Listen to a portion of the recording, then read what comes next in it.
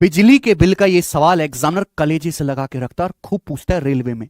देखो, एक फॉर्म के बिजली बिल का एक भाग फिक्स्ड है जो आना ही आना है, दूसरा भाग खपत की गई बिजली की यूनिटों की संख्या के आधार पर परिवर्तित होता है कि जितना यूनिट बिजली यूज करोगे उतना बिल बनेगा। किसी महीने में 480 यूनिट बिजली की खपत होती है तो बिल आता है 1620 रुपए, दूसरे महीने में 690 यूनिट बिजली खपत होती है तो बिल आता है 2250 रुपए। बोले अगले महीने में 500 यूनिट बिजली की खपत हुई है तो महीने का बिजली का बिल क्या होगा? एक बार बताओ, 1620 रुपए बिजली का बिल था, अगले महीने आया 2250, तो कितना बिल एक्स्ट्रा आया मेरे प्यारे? 630 रुपए आपका बिल एक्स्ट्रा आया। 630 रुपए क्यों? क्योंकि आपने 480 यूनिट की बजाय 690 यूनिट जो है बिजली यूज की है, यानी कि 210 यूनिट आपने एक्स्ट्रा यूज की है। तो 210 यूनिटों का मेरे प्यारे भाई 630 रुपए आपका बिल जो है आया है। तो यानी कि एक यूनिट का बिल कितना है? 3 रुपए पर यूनिट। ये एक यूनिट का जो है बिल आ गया। समझ में आई बात? सवाल पूछा 500 यूनिट बिजली की खपत हुई है तो बिल क्या होगा? अब आप ये देखो, कुछ बिल तो फिक्स है। 480 यूनिट अगर आप खपत करते हो तो चार फिक्स तो आना ही आना है कुछ बिल जो है, और 480 यूनिट अगर आप खपत करोगे तो बिल आएगा 1620 रुपए। ये है।